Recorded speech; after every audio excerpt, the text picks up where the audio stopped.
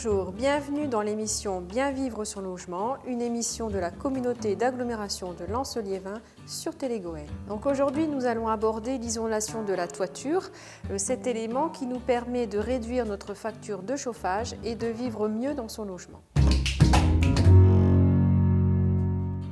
Donc nous allons voir ensemble comment avoir une isolation efficace de sa toiture avec notre conseillère Info Énergie Perrine. Bonjour Perrine. Bonjour. Donc peux-tu nous donner des éléments concrets pour réaliser correctement une isolation de sa toiture? Oui, parce qu'il y a un gros gain d'économie d'énergie potentiellement à réaliser, tout simplement parce que l'air chaud est plus léger et a tendance à s'élever en toiture. En plus, l'isolation de toiture, c'est souvent la plus simple à réaliser, donc la moins chère. Perrine, où faut-il isoler exactement au niveau de sa toiture? Alors en réalité, on vient isoler au plus près des espaces chauffés. Donc ça va dépendre de votre usage des combles. Soit si c'est des combles perdus, on vient isoler le plancher de ces combles perdus. Si c'est des combles aménageables, à ce moment-là, on vient isoler les rampants de la toiture. Concernant les combles perdus, comment faut-il procéder? Donc les combles perdus, c'est bien l'espace qui est sous la toiture et qui est non chauffé. Donc cet espace, on va venir isoler le plancher de manière continue avec un isolant. D'accord. Et avec quel isolant peut-on utiliser? Donc vous avez le choix, vous pouvez soit utiliser des laines minérales, laine de roche, laine de verre, des isolants biosourcés, de la fibre de bois, du chanvre, du mouton, éventuellement aussi des isolants synthétiques comme le polystyrène ou le polyuréthane.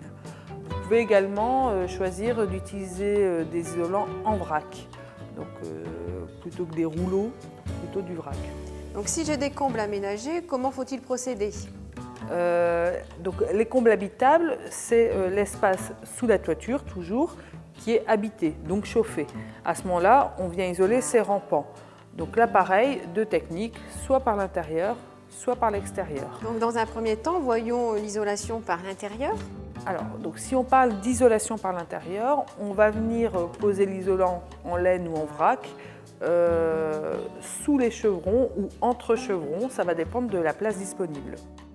Donc ensuite, maintenant, l'isolation par l'extérieur. Donc l'isolation par l'extérieur nécessite de déposer la toiture et de venir poser des panneaux isolants par l'extérieur. Donc c'est une opération lourde et délicate et ça se fait souvent à l'occasion de la réfection totale de la toiture. Alors pour les différents cas que nous venons d'aborder ensemble, y a-t-il des performances thermiques? Oui. Alors en fonction de la manière dont vous allez isoler, il y a des performances thermiques à respecter pour les isolants. En plancher de comble, il faut poser un isolant équivalent à une résistance minimum de 7 si vous voulez avoir le crédit d'impôt. Ça veut dire une trentaine de centimètres de laine minérale ou de laine de bois. En isolation en rampant, que ce soit par l'intérieur ou par l'extérieur, il faut une résistance thermique de l'isolant posé au moins égale à 6. Donc on est plutôt sur 25 cm d'isolant. Enfin, Perrine, peux-tu nous apporter des éléments sur les toitures terrasses? Alors, les toitures terrasses, on vient toujours les isoler par l'extérieur. Je vous incite à faire appel à un professionnel qui va non seulement vous garantir l'étanchéité de la toiture, mais aussi l'isolation de cette toiture.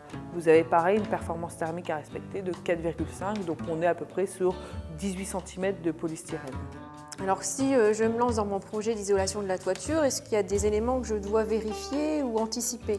Donc avant de commencer, il faut déjà réfléchir à l'usage qu'on fait de ces combles. C'est peut-être aujourd'hui des combles perdus, mais à moyen terme, vous avez peut-être envie de les aménager. À ce moment-là, en fonction, on choisira d'isoler soit le plancher, soit la toiture.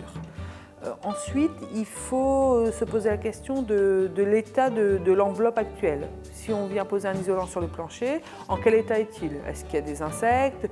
Est-ce qu'il y a de l'humidité? Est-ce qu'il y a un isolant actuel? Est-ce qu'il faut l'enlever, le laisser? En ce qui concerne la toiture en elle-même, est-ce que les chevrons vont pouvoir supporter le poids de l'isolation? Donc quel est l'état de la toiture? En termes d'étanchéité, la fonction première de la toiture, c'est étanchéité contre la pluie. Est-ce qu'il y a des tuiles cassées, tout simplement? Est-ce que j'ai un pare-pluie? Oui, non. Et enfin, dans la pose de l'isolant, il faut réfléchir à toutes les questions qu'il faut se poser. En fait, c'est est-ce qu'il va avoir la VMC? Donc, est-ce que je vais avoir des passages de conduit?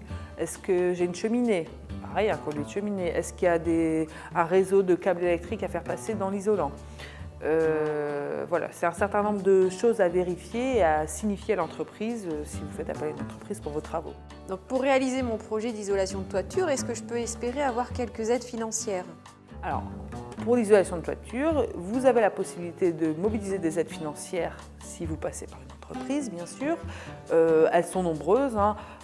Je les cite comme ça. Vous avez l'ANA, vous avez les crédits d'impôt, la TVA à taux réduite, l'éco-prêt, les certificats d'économie d'énergie. Sachez que toutes ces aides, elles sont potentiellement mobilisables, mais il y a parfois des critères de ressources, pas tout le temps. Mais en tout cas, ce qui est sûr, c'est qu'il y a des critères de performance thermique à respecter. Les résistances thermiques dont je parlais tout à l'heure. Il faut aussi parfois faire appel à des entreprises certifiées RGE. Je vous invite à venir me rencontrer si vous voulez en savoir plus, notamment pour mobiliser les aides financières, mais aussi sur les aspects techniques pour choisir la bonne méthode pour isoler chez vous. En conclusion, Perrine, est-ce qu'il y a vraiment un point particulier à retenir concernant l'isolation de la toiture? Oui, effectivement, un point de vigilance que je voulais soulever avec vous. Une maison bien isolée, c'est une maison qui vieillit mieux, à condition qu'on associe cette isolation à une ventilation efficace, parce que sans ventilation, on a des risques de condensation et du coup, ça peut créer de nombreux désordres. Donc voilà, il faut retenir qu'une isolation efficace, ça va de pair avec une ventilation performante. Donc juste pour vous dire qu'il est important de penser son projet de manière globale. Merci Perrine pour ces compléments d'information sur l'isolation de la toiture. Je vous propose de nous retrouver sur telegoel.fr et vous pouvez contacter Perrine Massé, notre conseillère Info-Énergie, au 03 21 790 518 ou venir la voir au 6 rue Lavoisier à Lens.